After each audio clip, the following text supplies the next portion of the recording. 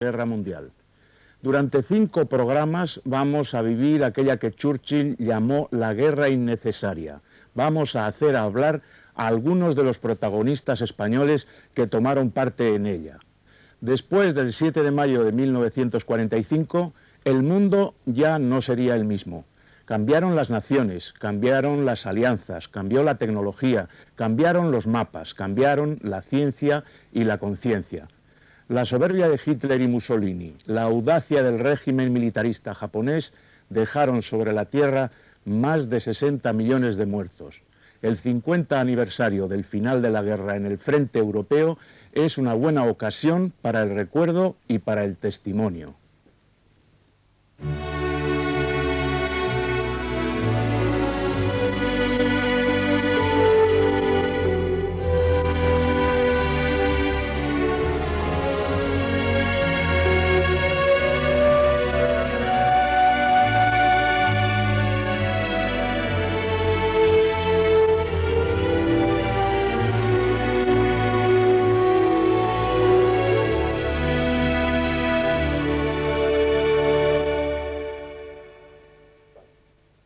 Hoy hace 50 años, a estas horas, los soldados norteamericanos y soviéticos se abrazaban a orillas del río Elba en Torgau. Europa pasaba de esta manera a un segundo plano. Las dos grandes potencias, los Estados Unidos y la Unión Soviética, dominarían la posguerra. A orillas del río Elba se vivía el comienzo del fin del nazismo. Los soviéticos desde el este y los aliados europeos y norteamericanos desde el oeste doblegaban al ejército alemán. Así empezaba el último capítulo del crepúsculo de los dioses. Falta menos de una semana para que Hitler se suicide en el búnker de la Cancillería en Berlín. El sueño del imperio de los 1000 años se ha venido abajo con estrépito.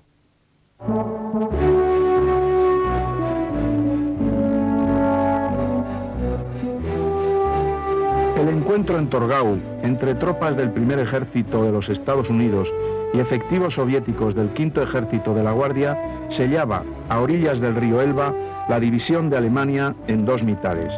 Era el prólogo del final del Tercer Reich. Los altos mandos militares soviéticos y norteamericanos calculaban el 25 de abril de 1945 que el desplome total de la Wehrmacht, el ejército alemán, se produciría a lo sumo en el espacio de 5 o 6 semanas. Las cámaras del cineasta George Stevens filmaban las escenas de confraternización entre tanquistas soviéticos e infantes norteamericanos. Se intercambiaban abrazos, recuerdos de guerra y una unidad de jinetes cosacos se sumaba a la fiesta.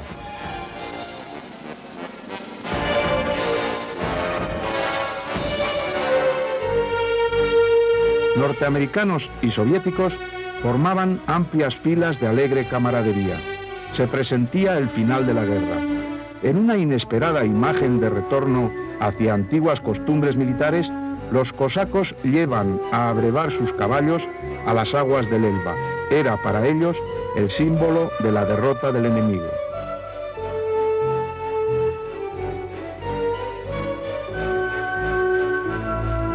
Ese mismo día, el presidente norteamericano Harry Truman enviaba un telegrama a Joseph Stalin. Decía así: la estrecha colaboración entre nuestras fuerzas armadas mostrará al mundo que la asistencia entre nuestros respectivos pueblos en favor de la paz y la libertad de todos los países ha producido los frutos deseados. Avanzado el día, las tropas de ambos ejércitos desfilaban delante del general Reinhardt, de la 69 División de los Estados Unidos, y del general Rusakov, de la 58 División de Cazadores de la Guardia Soviética.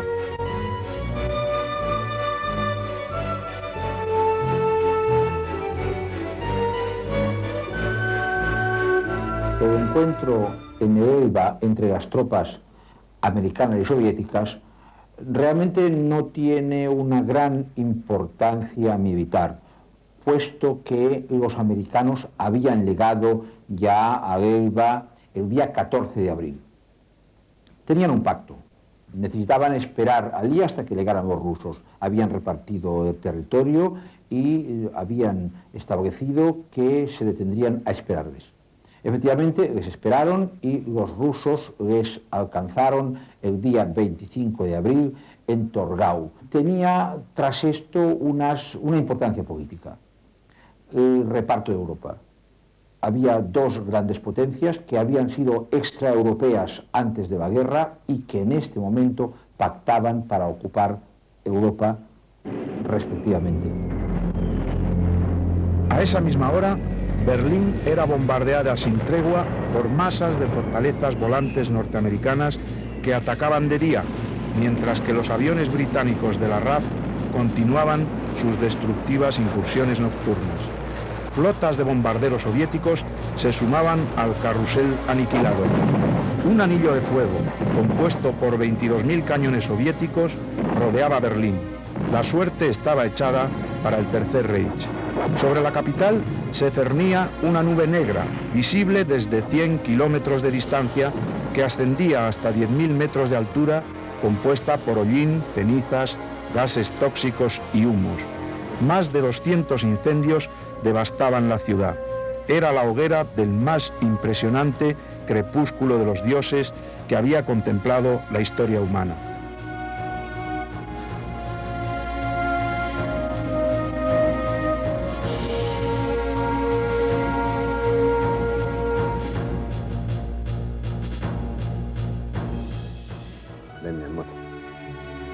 Germán Mira había sido hasta pocos meses antes locutor y comentarista de las emisiones en español de la radio alemana. Voluntario de la División Azul en el frente ruso, vivió luego en Berlín y más tarde en Stuttgart los terribles bombardeos aliados. Regresó a España a finales de 1944 y llegó a ser director de Radio Nacional de España en Sevilla. Hoy, a los 79 años, jubilado, vive solo con su perrita Kira. Alemania, ya lo sabemos, que quedó destrozada.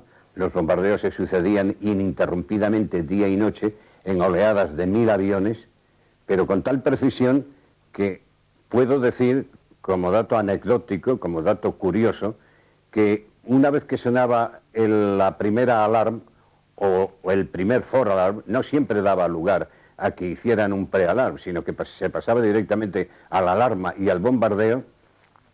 Una vez que transcurría la alarma y el primer bombardeo hasta el segundo, no había necesidad de mirar el reloj. Eran 15 minutos de reloj cuando ya había otra oleada de 1000 aviones cada vez, bombardeando Alemania, con bombas de 1000 kilos. Las bombas eran de todo tipo. Eran bombas perforadoras, eran bombas de espoleta retardada, que a lo mejor explotaban 2 días o 3 días o 5 días después de haber sido lanzadas, cuando una familia iba circulando por una calle y aquellas bombas explotaban. Los célebres bidones de fósforo, que regaron a Alemania de bidones de fósforo, de aproximadamente un medio metro de altura, con una sensibilidad tal que si se iba por la calle y se pisaba los restos de un bidón de fósforo, simplemente la fricción de la pisada lo encendía, lo prendía a fuego. El cerco de Berlín lo completaban los ejércitos soviéticos después de 6 años de guerra.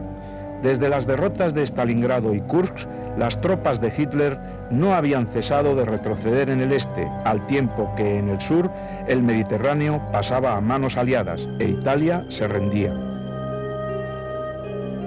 Desde el oeste, los ejércitos aliados avanzaban después del desembarco de Normandía.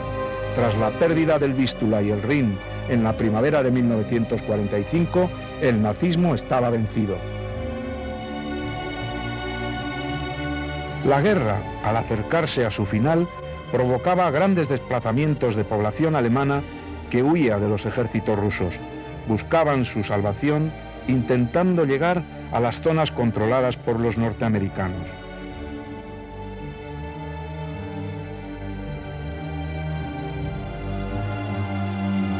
Los puertos del Báltico eran un hervidero de civiles y de soldados heridos que trataban de lograr plaza en los buques de evacuación.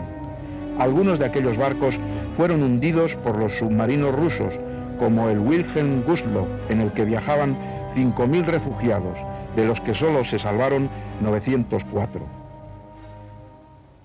Las causas de esta tragedia, bueno, pues son complejas, ¿no? Habría una causa inmediata, que sería la actitud de la Unión Soviética. La Unión Soviética realmente sufrió enormemente la Segunda Guerra Mundial. Se calcula que casi murieron 20 millones de ciudadanos soviéticos. Su reacción a esta tragedia fue una política marcadamente imperialista, y dentro de esa política imperialista, en la que hay elementos de expoliación al vencido, está bueno, hacerse con territorios de Polonia, territorios de Alemania, y forzar la salida de ciudadanos alemanes. Luego, además, hay por parte de Stalin una obsesión con la seguridad, una obsesión de ganar profundidad para su frontera cara a una eventual defensa contra una Alemania renacida. Ese es otro elemento que explica su deseo de desprenderse de población alemana. Apenas 20 horas antes de que rusos y norteamericanos se encontrasen en el Elba, Heinrich Himmler, jefe de las SS, las tropas de choque nazis, intenta suplantar a Hitler y, arrogándose poderes como jefe de Estado, pide al embajador sueco Folke Bernadotte que actúe como intermediario para tratar de lograr un armisticio inmediato con las fuerzas que atacan a Alemania desde el oeste. Himmler pretende rendirse en el oeste y concentrar sus fuerzas en la lucha contra los rusos, apelando a lo que califica de conciencia humanitaria de británicos y norteamericanos. Los jefes aliados rechazan la propuesta. Hitler, entre tanto, parece creer aún en los milagros. Se muestra dispuesto a no rendirse, mientras que sus ejércitos se derrumban en todos los frentes. El día de su cumpleaños, pocas fechas antes del encuentro de norteamericanos y rusos en el Elba, Goebbels, su jefe de propaganda, lanza este mensaje radiofónico: «Atención, alemanes todos, millones de personas de todos los países de la Tierra tienen puesta su mirada en este hombre, Hitler, preguntándose si hallará una solución a la gran calamidad que azota el mundo. Él mostrará a los pueblos el camino. Nosotros le contemplamos llenos de esperanza y fe inquebrantables. Estamos con él obstinados y combativos». El avance aliado es también incontenible en el sur de Europa. Parma, Módena y Mantua son ocupadas por los aliados, mientras los partisanos italianos extienden sus acciones de liberación hasta Génova y Milán. Mussolini intenta presentarse como mediador ante los aliados frente al avance arrollador del comunismo e intenta la mediación del arzobispado milanés. Consciente de que puede ser capturado por los partisanos, tratará de salvar su vida huyendo hacia la frontera suiza, acompañado de su amante Clara Petacci, de su hermano y de su cuñada. La guerra en el Pacífico conoce en esos días una nueva vuelta de tuerca. Efectivos de la 5ª División India avanzan hacia Rangún, la capital birmana, que caerá el día 30 de abril. Ya se lucha en suelo japonés, en Okinawa, invadida por los norteamericanos el 1 de abril. El avance es irresistible. Japón se ve sometido a un intenso castigo por vía aérea y sus ciudades son bombardeadas sin piedad por las fortalezas volantes. Japón es un mar de fuego por las noches y un océano de escombros cuando amanece.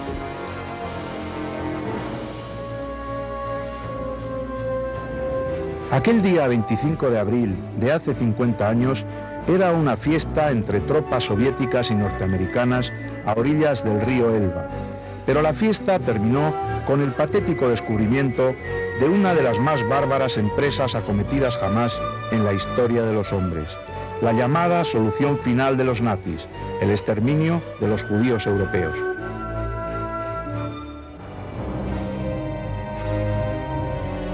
Conforme los aliados avanzan por los territorios dominados por los ejércitos nazis, aparecen los campos de exterminio, los llamados espacios ocultos del Tercer Reich. Hasta entonces, la existencia de esos campos de la muerte era vaga noticia, casi un rumor en los países aliados. Ahora aparece ante los ojos de los liberadores la macabra realidad. Es el horror por el horror, el genocidio organizado, la matanza sobre etnias, pueblos y culturas que los alemanes de la raza aria consideraban inferiores.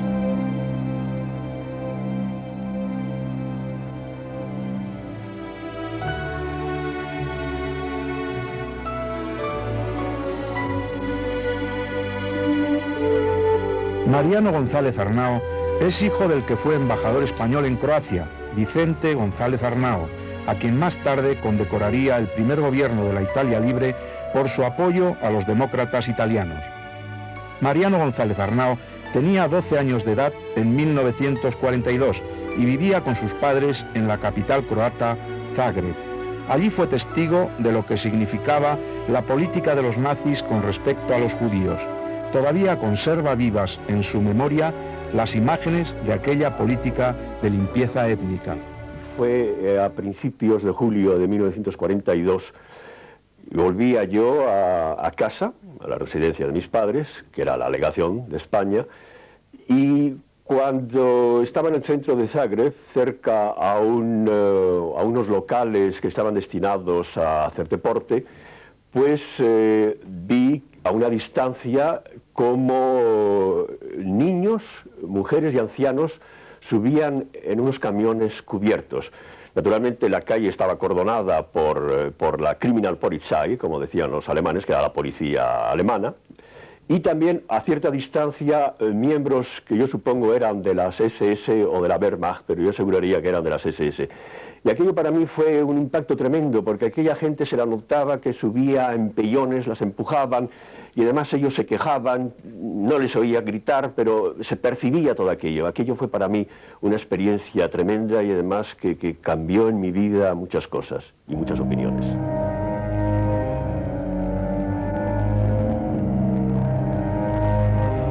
Campos de exterminio como Buchenwald, Bergen-Belsen, Dachau, Treblinka y Ohrdruf figuran en todos los índices de la historia universal de la barbarie. El más terrible de todos fue Auschwitz, en territorio polaco, donde se calcula que murieron 1,5 millones de personas, en su mayoría judíos, pero también ciudadanos de otras etnias y de países enemigos del Tercer Reich. El programa de exterminio ideado por los nazis se inició nada más acceder Hitler al poder y los primeros campos, Dachau y Buchenwald, estaban en construcción ya en 1934. Desde entonces se construyeron un total de 150 grandes campos, distribuidos en los países centroeuropeos controlados por los alemanes. Las cifras del exterminio nunca se sabrán con exactitud, pues a los 6 millones de judíos ejecutados hay que sumar varios millones más de muertos entre prisioneros rusos y de otras nacionalidades. Un caso especial fue Mauthausen, donde estuvieron encerrados varios miles de españoles, de los que murieron casi 7.000. Otros 2.000 españoles encontrarían la muerte en otros campos nazis de exterminio, del total de 48.000 que fueron deportados a Alemania durante la guerra.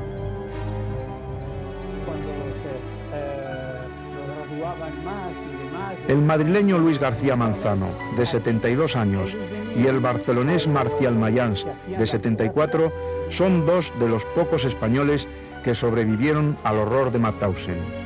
Ya jubilados y después de un largo exilio durante el régimen de Franco, viven en la ciudad francesa de Perpiñán, donde está la sede de la Asociación de Antiguos Presos de Mauthausen. Recuerdan todavía la tristemente famosa escalera de la muerte y los hornos crematorios.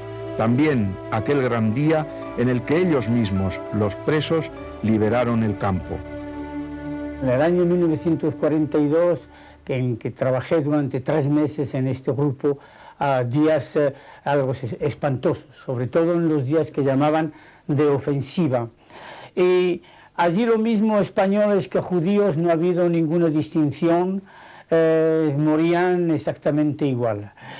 Subíamos la piedra, teníamos que bajar abajo y al subir la piedra antes de ello había un control para saber si eran pequeñas o eran grandes y a veces pues le daban a uno una piedra bastante grande. Entonces ocurría que a veces cuando la escalera estaba llena de hombres, que éramos 2.000 en total para subir la piedra, pues empezaban los cabos y la SS, lo que llamábamos una ofensiva, a dar palos tanto como podían. Había compañeros, naturalmente, que en el golpe dejaban la piedra caer. La escalera es muy pina, y entonces una piedra que caía, el otro que quería apartarse, también caía su piedra.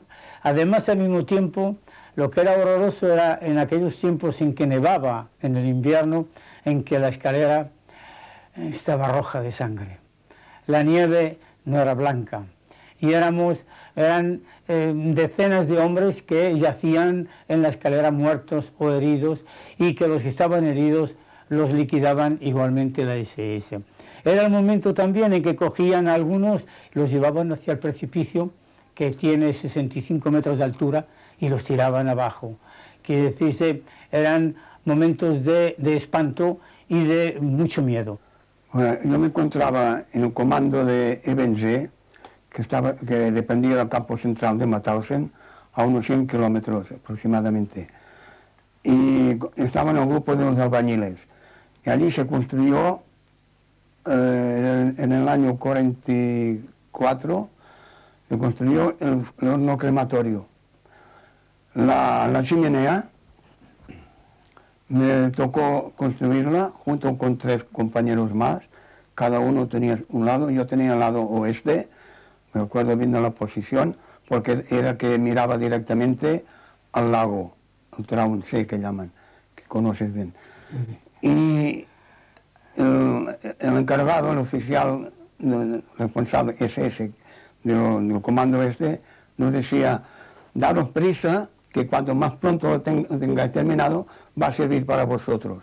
Ahora fijaros esto, la alegría que nos daba, si teníamos ganas de correr, pero teníamos que hacerlo, desgraciadamente. En el interior del campo se había creado el Comité Internacional, en el cual estaba como secretario en aquel momento el español Manuel Razola, y había también un aparato militar, y este aparato militar estaba dirigido por el coronel Pigorov, soviético, que nadie sabía que era coronel, no más que unos cuantos, y el jefe de Estado Mayor era el español Miguel Malle, un Maño que había sido capitán de Estado Mayor durante la Guerra de España. En fin, todo esto estaba en la más completa clandestinidad.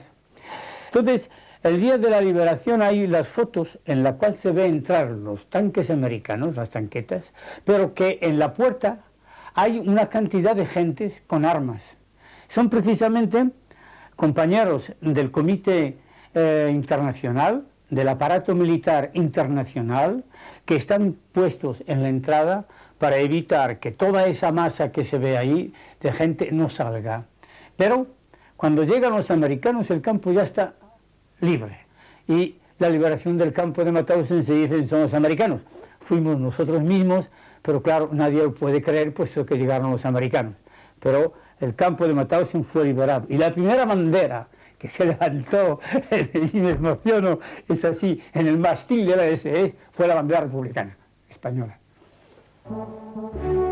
Cuando la gran tenaza aliada se cerraba sobre Alemania, la España franquista ya había tomado distancias del régimen nazi.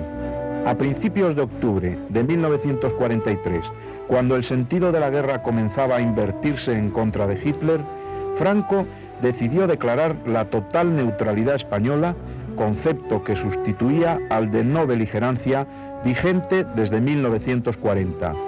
La cartera de Exteriores, en los días del encuentro en el Elba, la dirigía José Félix de Lequerica, antiguo embajador en Vichy, aunque en realidad la política diplomática era competencia exclusiva de Franco tras la muerte de Jordana en agosto de 1944.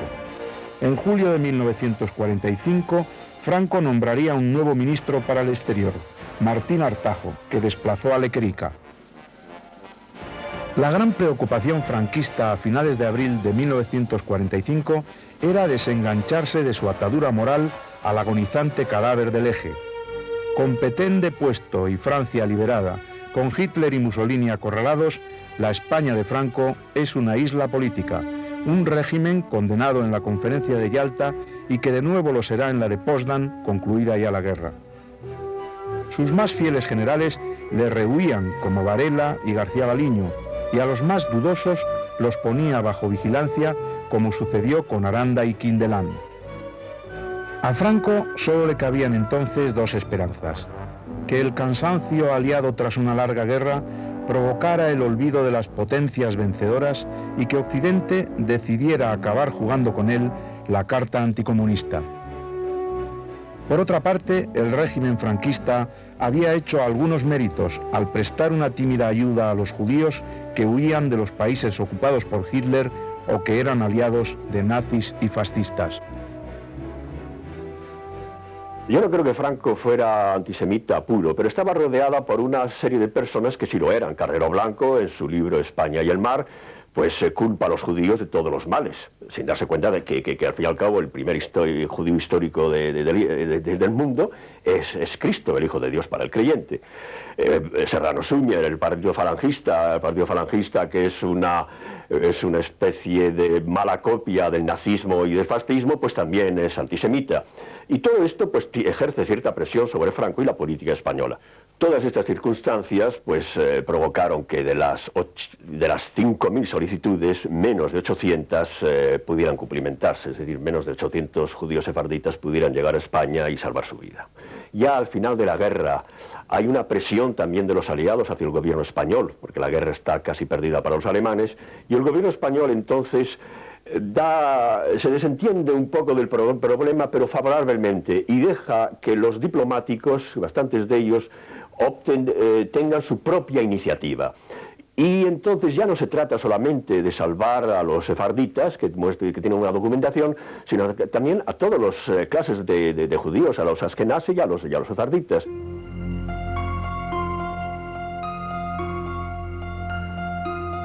Hace hoy 50 años, mientras norteamericanos y soviéticos celebraban su alegría en el Elba, el Tercer Reich agonizaba. Su máquina de guerra había sido vencida sin remisión.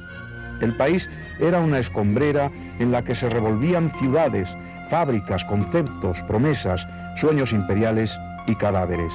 Aquellos dioses que se hundían en su crepúsculo dejaban detrás de sí un rastro de sangre y de horror, y la mayor hecatombe que jamás contempló la historia humana.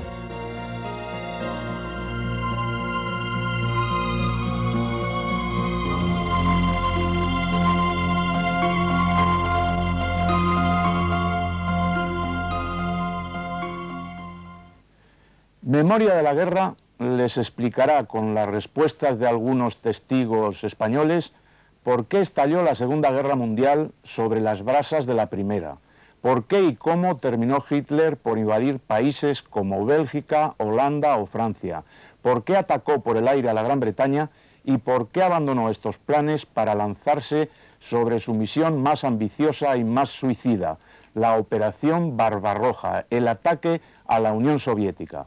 Dentro de unos días, rusos y norteamericanos recordarán en Moscú los tiempos felices de la alianza y brindarán por aquella memorable victoria.